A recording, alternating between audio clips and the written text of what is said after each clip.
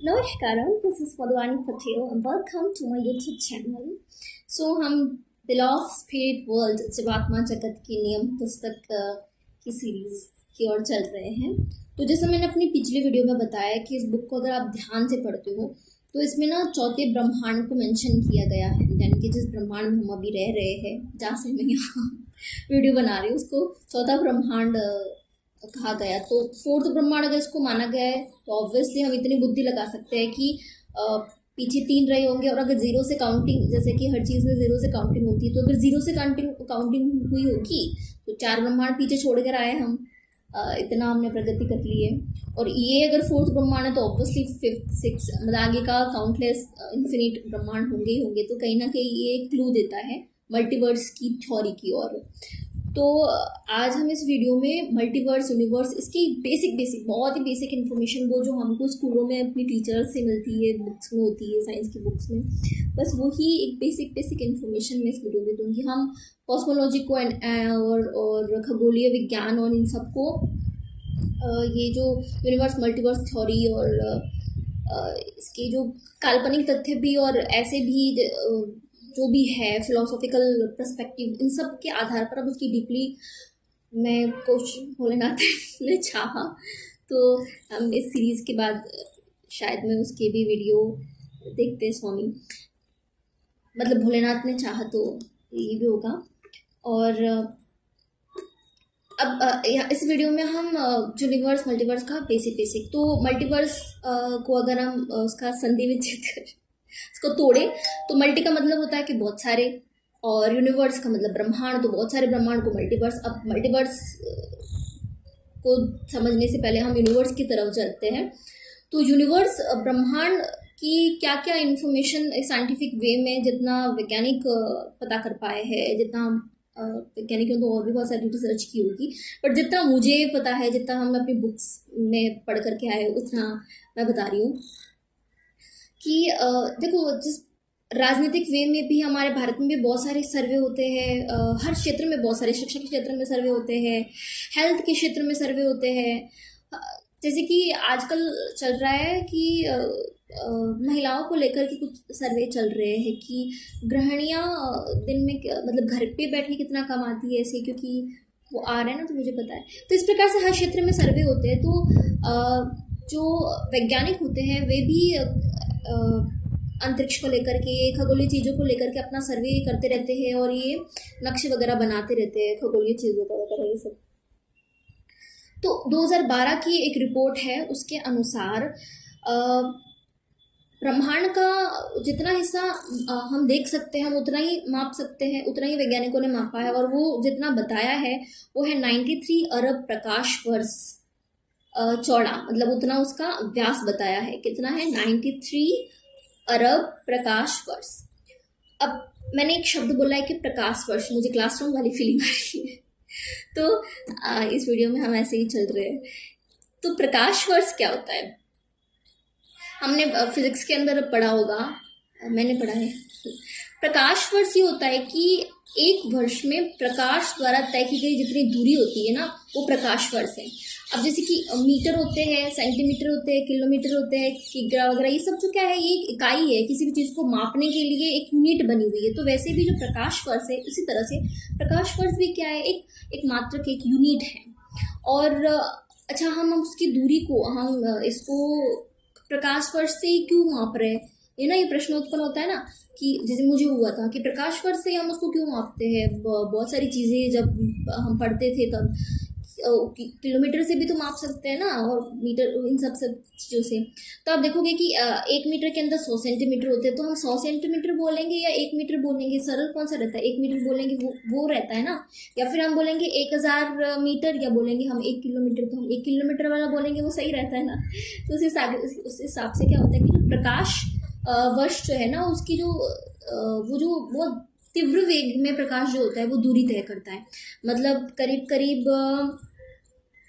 1 second के अंदर वो 2 लाख किलोमीटर की दूरी तय कर लेता है, इतना उसकी रफ्तार होती है। तो अब हम बड़े पैमाने पर हम कार्य कर रहे हैं, हम ना ब्रह्मांड की चीज़ों को माप रहे हैं, तो ऑब्वियसली हम उसके लिए बड़ा यूनिट उपयोग में लेंगे, ताकि हम अच्छे से बहुत इसको कैलकुलेटिंग में ज़्यादा वो सही रहे उस हिसाब से।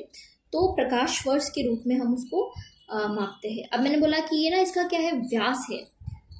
93 अरब प्रकाश वर्ष इसका व्यास है या इसकी चौड़ाई है ये ब्रह्मांड की। देखो, हम ब्रह्मांड का वो हिस्सा ही अभी तक हमने अपने ब्रह्मांड का जितना हिस्सा हमने तो देखा नहीं, वैज्ञानिकों ने जितना नापा है उतना ही नाप सकते जितना देख पाए हैं, और जितना जितना हम रिसर्च से निकाल पाए वो है 93 अरब प्रकाश वर्ष। और अभी भी वो कह रहे हैं कि वो अभी तो ये इतना ही हमने खोजा है, वो असीमित है। हम अभी तक अपने ब्रह्मांड का भी भौतिकी रूप से, भौतिक शरीर के आधार पर हम अभी तक उसको भी नहीं खोज पाए हैं।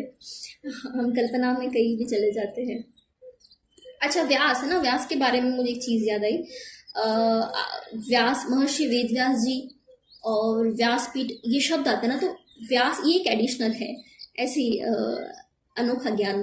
तो व्यास शब्द जो होता है ना, वो एक प्रकार की उपाधि होती है। जैसे कि आपने सुना होगा ना व्यासपीठ, तो ये सत्संग में बताया था कि व्यास एक उपाधि होती है। जो लोग वेदों का या जो धार्मिक ग्रंथों का जो वाचन करते हैं, है ना, उस या फिर उसको जो, क्योंकि महर्षि जो वेद थे उनको वेद व्यास जी की उपाधि क्यों मिली, व्यास शब्द पीछे क्यों लगा, क्योंकि ये ना उन्होंने वेदों का वर्गीकरण किया था एक प्रकार से। उनको आई थिंक शायद स्टेप बाय स्टेप उसको अरेंज किया था या उसको एडिशन करके ऐसा कुछ किया था, उसकी अच्छे से उसका वेदों को कुछ संकलन किया होगा, या हाँ, इसलिए उनको व्यास की उपाधि मिली थी। और जो कथावाचक जो होते हैं ना, उनको भी व्यास की उपाधि मिलती है जब वो व्यासपीठ पर बैठ जाते हैं, कथा का वाचन करते हैं। तो ये एक एडिशनल है कि व्यास धार्मिक ग्रंथों का और धार्मिक ऐसी जो चीज़ें हैं उनका वाचन करे और उनको एकत्रित करे, इकट्ठा करे, उनका वर्गीकरण करे, तो उनको व्यास की उपाधि मिलती है। अच्छा चलो, ये तो एडिशनल है। तो हमारा जो ब्रह्मांड है वो 93 अरब प्रकाश वर्ष चौड़ा है या इसकी इतनी व्यास है। अब उसको व्यास क्यों बोला है मैं ऐसे भी तो कह सकती हूँ ना, इतना लंबा है, ये हो है, क्योंकि देखो जितना हिस्सा अब जैसे कि आप मुझे देख पा रहे हो, तो जितना हिस्सा आप देख पा रहे हो आप उसको एक राउंड में आप देख सकते हो ना उसको। अब जैसे कि मैं अपनी छत को देख रही हूँ, तो मैं अपनी छत मैं एक प्रकार से मान लूँ कि मुझे अपनी छत ही दिख रही है, तो मेरे लिए ये क्या है, छत को एक मैं इसको पूरा एक वो कर दूँ, राउंड कर दूँ। अब मैं इधर से भी मापूंगी तब भी मुझे चौड़ाई दिखेगी, क्योंकि यहाँ दीवार है, इधर क्या हो रहा है मुझे नहीं पता, ठीक है ना। अब मैं इधर से भी मांगूंगी तो नापूंगी तो आगे जाके वो दीवार आ जाती है। तो आपको शो नहीं हो रहा है ना, मेरे पास ब्लैक बोर्ड की व्यवस्था अच्छे से नहीं है, तो आगे जाके यहाँ पे देखूँ तो भी लंबाई को तो नहीं नाप सकती, मैं हर प्रकार से चौड़ाई को ही माप रही हूँ। तो मेरे लिए जो दृश्यमान हिस्सा है वो एक सीमित दृश्यमान हिस्सा है, मैं उसी हिस्से की बात कर रही हूँ जितना मैं देख पा रही हूँ, तो उसे मैं एक राउंड भी कह सकती हूँ। वैसे तो वैज्ञानिकों ने ब्रह्मांड को चपटा माना है, लेकिन चपटा भी माना है तब भी व्यास क्या होता है कि एक बिंदु से, केंद्र बिंदु से निकलती है एक सीधी रेखा और फिर सतह पर जाके फिर वो दो बिंदु को मिलाती है। वो तो मैथमेटिक्स में सबको पता होगा ना। व्रत होता है, केंद्र बिंदु होता है, ये व्रत, ये केंद्र बिंदु, यहाँ से ये त्रिज्या डी 2r। तो इसलिए क्योंकि ये दृश्यमान हिस्सा हमारे लिए, हम उसको एक उसी गोल घेरे के रूप में हम उसको मान सकते हैं, और हमने यही देखा है। तो हम उसकी लंबाई, क्योंकि लंबाई तो क्यों हम नहीं ना माप पा रहे, क्योंकि तो फैल रहा है, ये तो चौड़ा होता जा रहा है, असीमित है। इसको तो वैज्ञानिक कह रहे हैं ये तो हमारा ज्ञान सीमित है, पर ये तो अभी तक हम अपने ब्रह्मांड को भी अच्छे से नहीं खोज पाए, वो इतना लंबा चौड़ा है कि और प्रतिपल फैलता जा रहा है वो, तो हम उसका वो तो हिस्सा ज्ञात नहीं कर पा रहे, इसलिए हमने उसको व्यास नाम दिया, क्योंकि हम जितना हमारे लिए दृश्यमान हिस्सा है उस हिस्से को मापा गया है। उसके बाद हम आते हैं कि ये जो यूनिवर्स वाली जो अध्ययन होता है, ये खगोलीय विज्ञान के अंदर हम उसका अध्ययन करते हैं, एस्ट्रोनॉमी के अंदर। और इसी खगोलीय विज्ञान के अंदर जो सब टाइटल, मतलब जो सब्जेक्ट होता है, एक और सब टॉपिक जो सब उसका एक और विषय, उपविषय जो होता है, मैं हिंदी मीडियम की ना इसलिए, उपविषय जो होता है ना वो है कॉस्मोलॉजी, यानी कि ब्रह्मांड विज्ञान। और इस ब्रह्मांड विज्ञान के अंदर ब्रह्मांड की उत्पत्ति कैसी हुई, इसकी संरचना कैसी है, इसका भविष्य क्या होगा, ये वो इसका अध्ययन हम इसके अंदर करते हैं। अब आ जाते हैं हम मल्टीवर्स की तरफ। तो अच्छा, ब्रह्मांड के अंदर होता क्या है? तो ब्रह्मांड के अंदर ग्रह, जैसे कि हमारा पृथ्वी एक ग्रह है और बाकी सारे ग्रह पूरे, और सौरमंडल में जितने भी ग्रह है वो सारे। उसके बाद तारे वगैरह, जैसे कि सूर्य एक तारा है और भी बहुत सारे तारे हैं। फिर सारी आकाश गंगाएं, मिल्की वे, बहुत सारे डस्ट क्लस्टर्स, ये सब बहुत सारी चीज़ें। तो वो सब मिलके आकाश गंगाएं, और ये सब समय, स्थान, ऊर्जा, किसी भी चीज़ को इस ब्रह्मांड में काम करने के लिए ऊर्जा की आवश्यकता होती है। बिना ऊर्जा के तो कुछ नहीं हो सकता। वही एनर्जी, वो सब मिल करके सब ब्रह्मांड के अंदर इंक्लूड्स हैं। अब मल्टीवर्स की बात करेंगे तो बहुत सारे जो ब्रह्मांड होते हैं उसको मल्टीवर्स कहा जाता है। और मल्टीवर्स का अध्ययन हम फिजिक्स के अंदर करते हैं। सैद्धांतिक फिजिक्स को कहते हैं, थ्योरेटिकल फिजिक्स या थ्योरेटिकल फिजिक्स के अंदर करते हैं। और उसके अंदर भी इसका अध्ययन होता है। और कॉस्मोलॉजी के अंदर तो ऑब्वियसली इसका अध्ययन होगा ही होगा। लेकिन देखो, मल्टीवर्स की जो थ्योरी है वो साइंटिफिक दृष्टिकोण से काल्पनिक है। वैज्ञानिक ऐसा अनुमान लगा रहे हैं, ऐसा मान रहे हैं कि हमारा ब्रह्मांड अनेकों ब्रह्मांडों में से एक है, लेकिन इसकी कोई वैज्ञानिक खोज नहीं हुई है।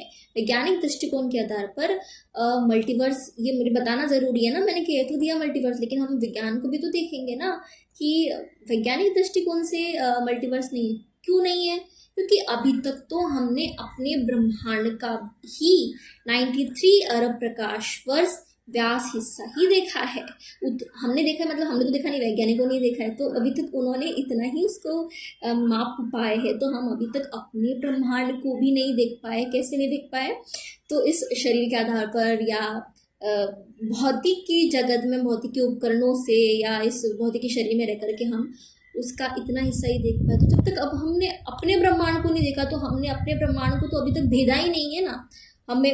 मतलब हम अब उसके, मैं जैसे कि कैसे एरियाओं में हूँ जिसका दरवाजा का है मुझे पता ही नहीं है, कहाँ से खुल करके मुझे दूसरे दरवाजे में मैं पहुँच सकूँ, वो अभी तक मैंने देखा ही नहीं है। तो हाउ कैन, तो मैं कैसे कह सकती हूँ कि इस दरवाजे के बाहर दूसरा रूम भी होगा, इस रूम के बाहर, या इस छत के बाहर जाती हूँ तो दूसरा छत भी होगा? ये मैं श्योरली तो नहीं कह सकती ना, लेकिन मैं एक अनुमान लगा सकती हूँ कि मैं एक ऐसे दरवाजे के अंदर कैद हूँ कि इसका ऐसे, मतलब रूम के अंदर, एक कमरे के अंदर मैं कैद हूँ जिसका दरवाजा अगर मुझे मिल जाए और दरवाजे को खोलूँ तो मैं देखूंगी ऐसे बहुत सारे और भी कमरे हैं, और इसमें ऐसी बहुत सारी मधुवाणी भी अंदर बैठी हुई होगी। तो ये एक अनुमान है, एक सुझाव है जो वैज्ञानिक दे रहे हैं, और इसी एक कल्पना पर बहुत सारे लोगों ने मल्टीवर्स का पूरा कह दिया। लेकिन देखो, मैं एक और चीज़ कह रही हूँ जिसपे मैं स्वयं अपनी बातों के पक्ष और विपक्ष में नहीं हूँ। मैं किसी भी बातों के पक्ष और विपक्ष में नहीं हूँ, स्वतंत्र हूँ हर प्रकार से। तो विश्वास करना ना करना दूसरी बात है, लेकिन हाँ, मैं कह ज़रूर देती हूँ कि अगर ऐसा हो जाए कि कोई सोल किसी अन्य ब्रह्मांड से आकर के इस ब्रह्मांड में पृथ्वी लोक पर बर्थ लेती है, ठीक है, अगर ऐसा हो जाए और फिर बर्थ लेगी, तो ऑब्वियसली एक बार बर्थ लेने के बाद तो फिर कहीं ना कहीं, कुछ नहीं तो प्यार में ही फंस जाए, तो किसी ना किसी प्रकार से वो कर्म बंधन में फंसी जाएगी। और फिर यहाँ के ही अगर मतलब किसी ना किसी प्रकार के कर्म बंधन में तो फंस जाएगी ना। कुछ भी हो सकता है, अच्छा कार्य करे तो उसको अच्छा कार्य करने में तो मजा आ जाए ना, तो उसमें भी तो फंस सकती है। तो तो भोलेनाथ, अगर फिर वहां से, क्योंकि फिर उसका जो शरीर त्याग करेगी तो उसका जो एस्ट्रल बॉडी होगा वो यही के लोगों में से, जैसे कि मैंने बताया ना 7 लोग, माना कि यही सत्य है, और इसी 7 लोगों में फंस जाए। इन लोगों के अंदर जो हायर लोग है, जैसे छठवां है, 5वां 6वां 7वां, यहाँ पर क्या करते हैं, जैसे 6वें और 7वें में मोस्टली यहाँ की जो सोल होती है वो बहुत ज्ञानी होती है। और ये जो कहते हैं ना आकाशिक रिकॉर्ड्स, और आकाश के अंदर वो पुस्तकालय है, ये सारे उन हायर डायमेंशंस के वो लोगों में है। तो वहाँ पे रिसर्च चलती है, जैसे हम कुछ भी चीज़ यहाँ घटित होने से पहले वहाँ घटित होती है एस्ट्रल वर्ल्ड के अंदर। तो वो जाके अगर और भी ज़्यादा अपने ज्ञान से अगर रिसर्च करके ऐसी कोई तकनीक खोजे, क्योंकि यहाँ के वैज्ञानिक अगर, क्योंकि इस बुक में भी साफ साफ मेंशन है कि अगर यहाँ के वैज्ञानिकों को किसी भी प्रकार का कुछ आइडिया आता है ना कि इस तरह से खोजा जाना चाहिए ये वो, तो ये बुद्धि में कौन डालता है?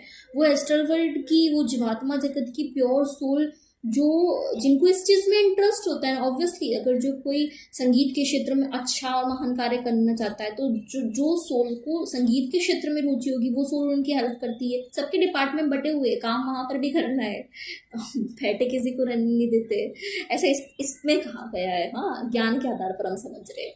तो वहाँ की अगर वो रिसर्च करे, वहाँ पर भी अपना, क्योंकि वहाँ पर भी रिसर्च चलती है, और वहाँ से ऐसी कुछ उपकरण वगैरह खोजने का दिमाग में यहाँ के वैज्ञानिकों में डालें कि इस तरह से और भी ज़्यादा फास्ट तरीके से हम उसको माप सकते हैं, इस ब्रह्मांड को, फिर आगे के ब्रह्मांड को भी देख सकते हैं, या इस तरह से, क्योंकि उसको, वो वहाँ से आए तो उसको कुछ तो पता होगा ना, आधा हिस्सा भूल गया होगा तो आधा हिस्सा तो पता रहेगा। इस तरह से रिसर्च हो तो शायद कुछ हो सकता है, और ऐसा होता भी है। और अगर ऐसी थ्योरी भी निकलती है ना, काल्पनिक थ्योरी, तो ये सब इन्हीं सोल्स की वजह से निकलती है। ये एडिशनल बात है, मेरी बात है, मेरी दिमागी कल्पना है, विश्वास करना ना करना ऊपर की बात है, ये बात की बात है। तो ये मैंने ना यूनिवर्स और मल्टीवर्स का एक बेसिक दिया है। इसके बारे में हम भी इस कल्पनाओं के सागर में डूबेंगे मेरे द्वारा जैसे मैं ले जाऊंगी वैसे। तो आज की क्लास यही समाप्त करते हैं। बाकी का इसका जो नेक्स्ट टॉपिक है मैं कल और देखूंगी इसके अंदर कि हम नेक्स्ट टॉपिक उसका क्या ले, क्योंकि हमने तल और लोक का ले लिया ना, तो इसी के अकॉर्डिंग हमने मल्टीवर्स का भी मतलब यूनिवर्स का भी बेसिक इन्फॉर्मेशन ले लिया है, बहुत बेसिक जो क्लासरूम वाले होते हैं, क्योंकि इसको समझना वैज्ञानिक दृष्टिकोण को भी साथ साथ समझना बहुत बहुत ज़्यादा ज़रूरी है। इसलिए मैंने ये वीडियो बनाया है। नेक्स्ट हम अगली जो भी टॉपिक होगा उसको लेंगे, ठीक है। तो नमस्कार।